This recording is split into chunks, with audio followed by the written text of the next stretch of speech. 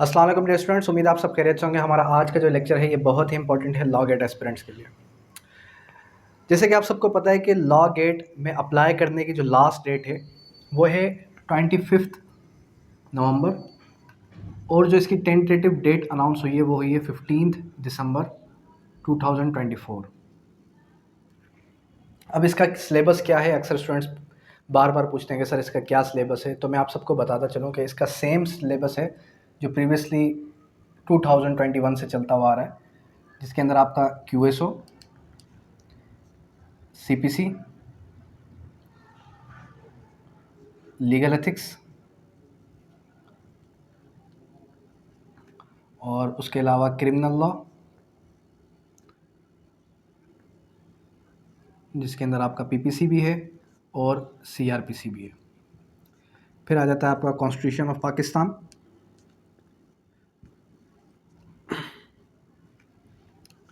फिर आ जाता है आपका लीडिंग केसेस, और लीडिंग केसेस के बाद फिर आ जाता है आपका इंटरनेशनल लॉ,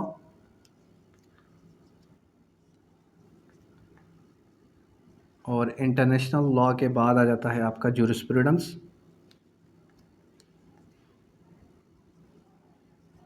और जूरिस्प्रूडेंस के अंदर इस्लामिक भी है और इस्लामिक के बाद इंग्लिश भी है। ठीक है, ये आपका सेम सिलेबस है। मार्क्स की वेटेज की बात करें तो 20 मार्क्स इसके हैं, 20 मार्क्स इसके हैं, 10 मार्क्स इसके हैं, 10 इसके हैं, 10 इसके हैं। ठीक है, और 10 इसके मार्क्स हैं, 5 मार्क्स इसके हैं, 5 इसके, 5 5, टोटल हो गए आपके कितने, 100 मार्क्स। अब इस 100 में से आपने ऑब्टेन करने हैं 50%। नेगेटिव मार्किंग है ही नहीं, स्टार्ट में भी नहीं थी, अभी भी नहीं है। अब सिलेबस को किस तरीके से ऑनवर्ड लेके चलना है। हम जो इस टाइम करंटली आपको कोर्स करवा रहे हैं सिल्वर बैच, ठीक है। अब सिल्वर बैच के अंदर क्या होगा, किस तरीके से प्रिपरेशन हम करवाएंगे, आप सबको मैं एक बात बता दूं कि देखें आज हमारे पास है 17th, तो कल हमारे पास है 18 नवंबर। इस 18 नवंबर के बाद हम जो है क्या करेंगे, टिल 30 दिसंबर तक, सॉरी 30 नवंबर तक हम इन सारे सब्जेक्ट्स को कवर करेंगे। ठीक है, फिर इसके बाद आ जाएगा 1 दिसंबर, और 1 दिसंबर से लेके 12 दिसंबर तक हम क्या करेंगे, हम लेके चलेंगे हमारा क्रैश कोर्स। इस क्रैश कोर्स को हम किस तरीके से पैटर्न करेंगे, इस क्रैश कोर्स के अंदर हम डेली बेसिस पे एक सब्जेक्ट पढ़ेंगे। डेट मीन्स कि आपकी क्लास अगर अभी करंटली होती है 40 मिनट्स की, 1 घंटे की, 1 घंटा 10 मिनट की, तो ऑटोमेटिकली 1 दिसंबर से आपकी क्लास जो है आ जाएगी, आपकी क्लास हो जाएगी 2 आवर्स, 2 से ढाई घंटे की आपकी क्लास होगी 1 दिसंबर से लेके 12 दिसंबर तक। फिर जो लास्ट के हमारे पास 2 डेज होंगे, ये होंगे हमारे पास रिवीजन के, और इन रिवीजन के डेज के अंदर हमने क्या करना होगा, हमने जो क्लास की टाइमिंग है वो बढ़ा देनी होगी 4 आवर्स की, 4 आवर प्लस 4 घंटे से ज़्यादा आपकी क्लास होगी। और फिर लास्ट डे के अंदर जो हमारे पास लास्ट डे बचेगा, इस लास्ट डे पे हम आपका करेंगे मॉक टेस्ट, और फिर आप जाके अपना टेस्ट दे सकेंगे। अब फोकस किस तरीके से करना है, किन चीज़ों पर फोकस रखना है, कौन से सब्जेक्ट्स पर फोकस रखना है कि आप इजीली लॉ गेट को क्रैक कर जाएं। ऑब्वियस सी बात है, कुछ आप में से ऐसे भी होंगे जो 2 बार, 4 बार, 5 बार भी फेल हुए होंगे, तो उनको क्या हम ऐसी स्ट्रेटेजी बताएं कि वो इजीली लॉ गेट को पास कर लें। देखिए, सबसे पहले अगर मैं बात करूं कोर्स की, तो आपने एक चीज़ याद रखनी है कि हमारे पास जो भी सब्जेक्ट्स जिनके मार्क्स 10 हैं, डेट मीन्स कि ये ऊपर वाला जो पोर्शन है 50, 70, 80, इन पर आपने फोकस ज़्यादा रखना है। फिर जो लास्ट के डेज़ होंगे आपके पास, लास्ट डेज़ में तो जाहिर सी बात है आप ये कह रहे होते हैं कि सर कुछ ऐसा बता दें कि हम MCQs ही कर लें, तो बेहतर यही है कि स्टार्ट के अंदर आपने एक दफ़ा इन सब्जेक्ट्स को गो थ्रू किया, बाकी सब्जेक्ट्स को गो थ्रू किया, और लास्ट डेज़ के अंदर आपने फोकस रखना है किन पर, इन पर। PPC से किस किस्म के सवाल आते हैं, सीआरपीसी से किस किस्म के सवाल आते हैं, जब हम ये सब्जेक्ट्स पढ़ेंगे तो उसके साथ साथ मैं आपको पास पेपर्स भी कवर करवा रहा हूँ और इम्पोर्टेंट क्वेश्चंस भी पढ़ा रहा हूँ। अब जब लीगल एथिक्स की बात की जाए तो देखें, लीगल एथिक्स के सिर्फ 2 पेजेस हैं। 2 पेजेस का चार्ट जो मैंने आपको बना के दिया था, अगर वो 2 पेजेस का चार्ट आप पढ़ लें, समझ लें, तो लीगल एथिक्स आपके लिए इजी, 10 में से 8 मार्क्स आपके आ जाएंगे। कानून शहादत ऑर्डर के अंदर 166 आर्टिकल्स हैं, तो 166 आर्टिकल्स को अगर आप अच्छे तरीके से पढ़ लें 4 डेज़ के अंदर, डेली 4 घंटे पढ़ें, 4 डेज़ के अंदर आप इजीली क्यूएसओ को पढ़ जाएंगे। सीपीसी, ऑल दो सीपीसी लेंदी है, सीपीसी में से करना क्या है, सेक्शंस जो पोर्शन है वो बड़ा इजी और शॉर्ट सिलेबस है, तो उसको आप कवर कर लें, और जो ऑर्डर का पोर्शन है उस ऑर्डर के पोर्शन को भी आप पढ़ सकते हैं डायरेक्ट रीडिंग करके। फिर लीडिंग केसेस के अंदर तो 8 केसेस हैं, लेकिन सवाल 5 हैं। किस नेचर के सवाल आएंगे तो आप एमसीक्यूज से भी एक दफ़ा गो थ्रू कर सकते हैं। बाकी जो इंटरनेशनल लॉ, जूरिस्प्रूडेंस है, ये पूरी की पूरी बुक्स हैं और इनके मार्क्स की वेटेज सिर्फ और सिर्फ 5 अब इसके लिए क्या किया जाए, इसके लिए हमने सिंपल सा ये किया है कि हमने इसके एमसीक्यूज प्रिपेयर कर लिए हैं रजिस्टर्ड स्टूडेंट्स के लिए। जैसे ही हम Islamic jurisprudence, international law, English jurisprudence की क्लास देंगे, साथ ही साथ आपको वो इंपॉर्टेंट एमसीक्यूज भी देंगे। इंपॉर्टेंट एमसीक्यूज देने के बाद फिर आपका टेस्ट भी लिया जाएगा। अब जो हमने ये कोर्स डिज़ाइन किया है, इस कोर्स के अंदर आपका वीक में 2 टाइम्स वेब जनरेटेड टेस्ट होगा। जब आप क्रैश कोर्स की तरफ कन्वर्ट हो जाएंगे तो क्रैश कोर्स के अंदर आपका डेली बेसिस पे क्या हो रहा होगा, डेली बेसिस पे आपका टेस्ट कंडक्ट हो रहा होगा, जिसको हमने वेब जनरेटेड के थ्रू जनरेट किया है। दैट मीन्स कि हर आर्टिकल, हर सेक्शन वेब जनरेटेड में डिज़ाइन किया गया है कि एक सवाल आपके सामने आता है, आपने वो सवाल पढ़ा, उसके 4 ऑप्शंस आए, कोई एक क्लिक किया, फिर नेक्स्ट क्वेश्चन देखा, और टाइम भी फिक्स होता है कि ये इतना टाइम है, 30 मिनट के अंदर अंदर आपने 40 क्वेश्चन अटेम्प्ट करने हैं, या 20 मिनट के अंदर अंदर आपने 15 क्वेश्चन अटेम्प्ट करने हैं। तो कहने का मकसद सिंपली क्या है कि कंप्लीट प्रिपरेशन आपकी हो रही होगी। वेब जनरेटेड टेस्ट से आपकी टेस्ट इवैल्यूएशन भी हो रही होगी, डायरेक्ट रीडिंग कर रहे होंगे, आपको समझ नहीं आ रहा आप लेक्चर सुनेंगे, रिकॉर्डेड लेक्चर भी प्लस में आपको दिए जाएंगे ताकि आप कंप्लीट प्रिपरेशन अपने अच्छे तरीके से कर सकें। सही है। फिर लास्ट डेज के अंदर स्टूडेंट्स को हमने ये फ़ायदा दे दिया कि फ्रीक्वेंटली वो जो है कोई भी क्वेश्चन आंसर पूछ सकते हैं, उसका एक अलग से सेशन होगा हमारा, जो कि लास्ट 2 डेज़ से पहले जो हमारे पास थर्सडे का डे होगा, डेट मीन्स कि 13 दिसंबर। तो 13 दिसंबर के अंदर हम frequently ask question and answer के सेशन को अटेंड कर रहे होंगे, जिसके अंदर बड़े ही ईजी वे में हम आपको ये समझाएंगे कि कौन कौन से ऐसे क्वेश्चंस हैं जो कि इलस्ट्रेशन के अंदर से आते हैं, आपको लॉन्ग स्टेटमेंट क्वेश्चंस नज़र आते हैं, उनको किस तरीके से रिजॉल्व किया जाए। तो उसका ईजीएस्ट मैंने वे लास्ट टाइम भी बताया था, चले अभी भी बता देता हूँ कि आपने पीपीसी के इलस्ट्रेशंस को पढ़ना है। पीपीसी के अंदर थेफ्ट के अंदर कितनी इलस्ट्रेशंस हैं, क्या आपने उनको कभी पढ़ने की कोशिश की? टाइम नहीं है। क्या आपने उनको कभी समझा? हरगिज़ नहीं समझा। अब इसका हल क्या है कि आप आज ही पीपीसी ओपन करें और उसकी इलस्ट्रेशन, थेफ्ट की इलस्ट्रेशन पढ़ना शुरू करें, चैप्टर नंबर 17 की। अब पीपीसी के अंदर कितने चैप्टर्स हैं? 5 चैप्टर्स हैं, लेकिन इसका जो चैप्टर नंबर 17 है वो आपको दिखता बड़ा लॉन्ग है और उसकी पनिशमेंट्स याद नहीं होती। पीपीसी से अमूमन पनिशमेंट्स के ही सवाल आ रहे होते हैं, पीपीसी से पनिशमेंट्स के ही सवाल आ रहे होते हैं कि थेफ्ट की पनिशमेंट कितनी है, मिस एप्रोप्रिएशन ऑफ प्रॉपर्टी की पनिशमेंट कितनी है। फिर उसके बाद अक्सर स्टूडेंट्स कंफ्यूज हो जाते हैं कि अब ये तो हमने पढ़ा ही नहीं है, इलस्ट्रेशन तो पढ़ी नहीं आपने, इलस्ट्रेशन से सवाल आ गया तो उसको सॉल्व कैसे करें। अरे आप ये देखें, अपना कॉमन सेंस भी यूज़ करें। आप ये देखें कि अगर आपने ये इलस्ट्रेशन कहीं नहीं पढ़ी तो वो इलस्ट्रेशन आपसे पूछना क्या जा रही है, वो इलस्ट्रेशन आपको किस ऑफेंस की तरफ लेके जाना चाह रही है, तो आप इजीली उसको आंसर कर जाएंगे। सही है, यहाँ तक क्लियर है।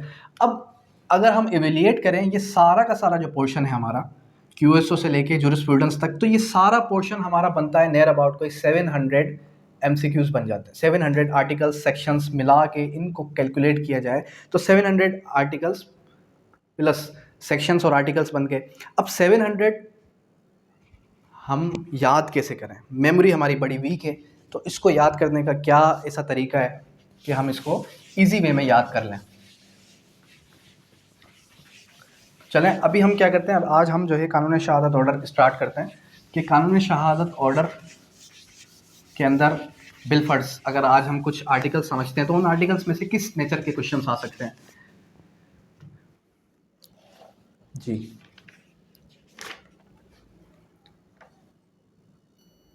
अब हमारे पास क्यूएसओ, सबसे पहले ये चीज़ याद रखें कि क्यूएसओ रिपील होता है इंडियन एविडेंस एक्ट से। Indian evidence act 1872। और क्यूएसओ कब आया हमारे पास? 1884। ऐसे ही है, सॉरी 1984 में। अब देखें क्यूएसओ, कानून शहादत ऑर्डर। कानून शहादत ऑर्डर हमारे पास इंडियन एविडेंस एक्ट से रिपील तो हुआ। इसका बेसिक पर्पस क्या था कि इस्लामिक इंजंक्शंस को फॉलो किया जाए, कुरान और सुन्ना की पनिशमेंट्स को फॉलो किया जाए। आल दो कुरान और सुन्ना की जो पनिशमेंट्स है उसको फॉलो किया जा रहा है या नहीं किया जा रहा, दैट इज़ अनदर पॉइंट। उस डीप में हम नहीं जाएंगे, डीप में जाएंगे तो आप उसको इस कानून में भी लूपहोल्स नज़र आएंगे। लेकिन हमने समझना क्या है, हमने समझने हैं इसके आर्टिकल्स को, इसके सब आर्टिकल्स को, इसकी इलस्ट्रेशंस को, कि वो हमें समझाना क्या चाह रही है। डायरेक्ट रीडिंग जितनी करेंगे उतना आपका बेनिफिट है। डेट ऑफ इनेक्टमेंट क्या है इसकी? 28 अक्टूबर 1984। ऐसे ही है। अब हमारे पास 28 अक्टूबर 1984 डेट आपको याद होनी चाहिए। जब हम आते हैं आर्टिकल 1, दिस ऑर्डर में भी कॉल्ड कानून शहादत order, direction to all of Pakistan, ये इजी है, इंटरप्रिटेशन पे आ जाए। आर्टिकल 2 के अंदर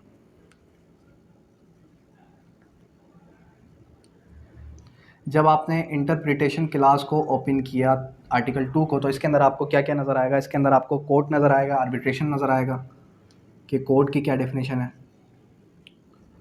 आर्बिट्रेशन की क्या डेफिनेशन है। फिर प्लस में आ जाता है हमारे पास डॉक्यूमेंट, और डॉक्यूमेंट के बाद फिर आ जाएगा आपके पास फैक्ट एंड इशू और relevant fact.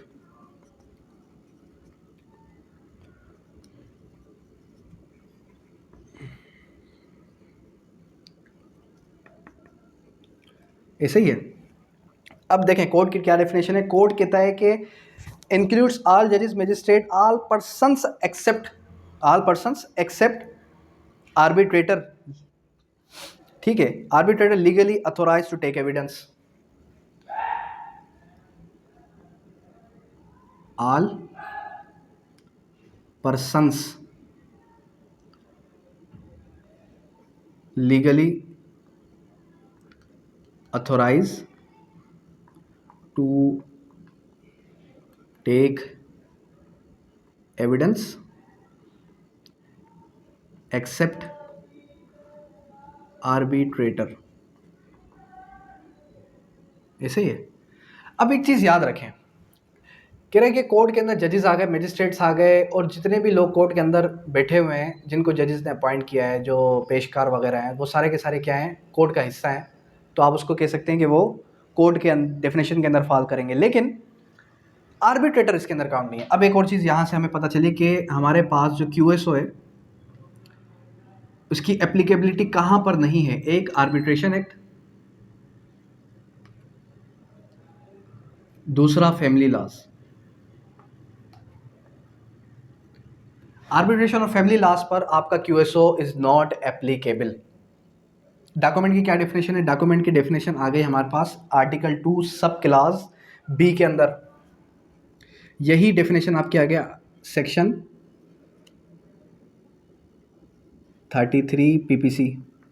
Section 33 PPC open करें जल्दी से। सेक्शन 33 पीपीसी के अंदर जो डेफिनेशन है डॉक्यूमेंट की, एज इट इज़ वही डेफिनेशन आपको मिलेगी। कहाँ पर? डॉक्यूमेंट की डेफिनेशन आपको मिलेगी यहाँ पर। अब यहाँ पर क्या डेफिनेशन बताई गई? यहाँ पर ये डेफिनेशन बताई गई कि any matter substance upon any letter figure mark, any letter और मार्क अपॉन एनी सब्सटेंस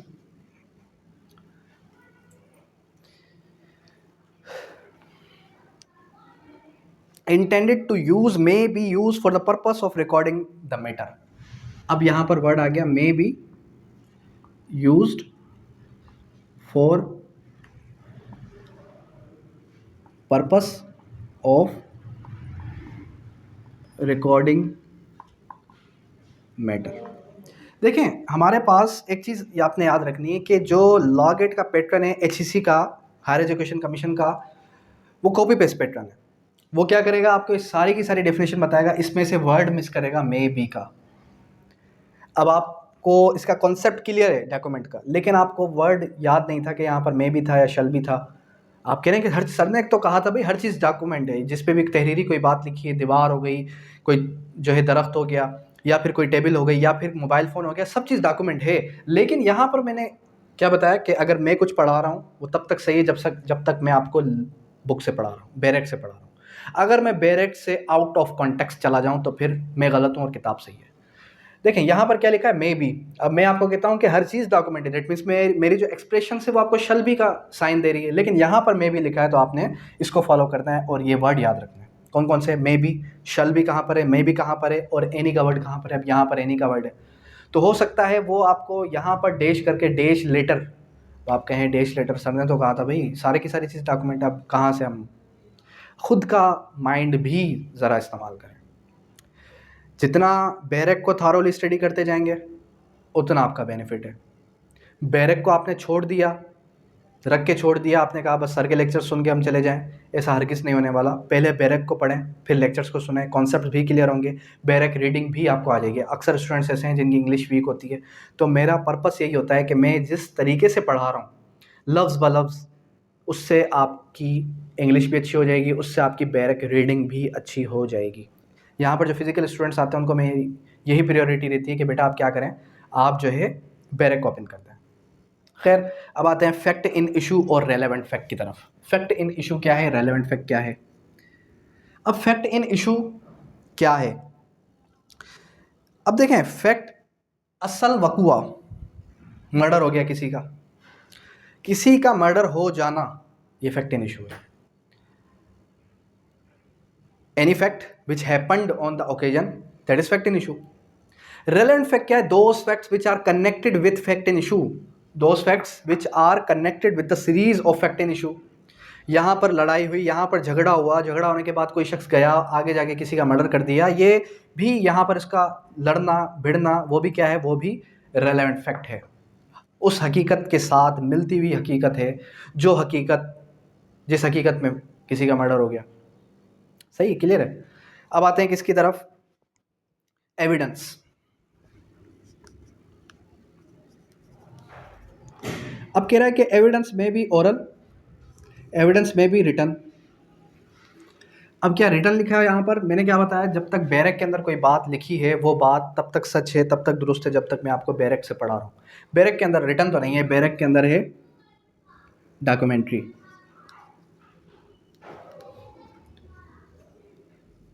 अब यहाँ पर वर्ड देखें, एनी स्टेटमेंट, यहाँ पर वर्ड है एनी डॉक्यूमेंट, यही वर्ड्स हैं देखें।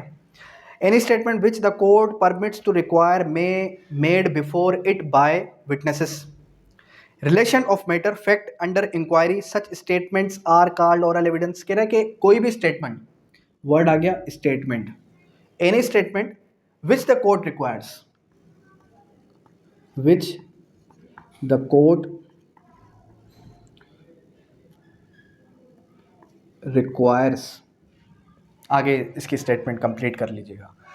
अब स्टेटमेंट की बात है कि that means it's talking about oral, और हो सकता है ये स्टेटमेंट ही हटा दे, वर्ड ही हटा दे। अब क्या करेंगे आप, दोनों के अंदर सेम लिखा हुआ है, all statements court permits to required all documents produce for the inspection of court. आगे क्या लिखा है, produced for inspection of court, यही लिखा हुआ है, for inspection of court such documents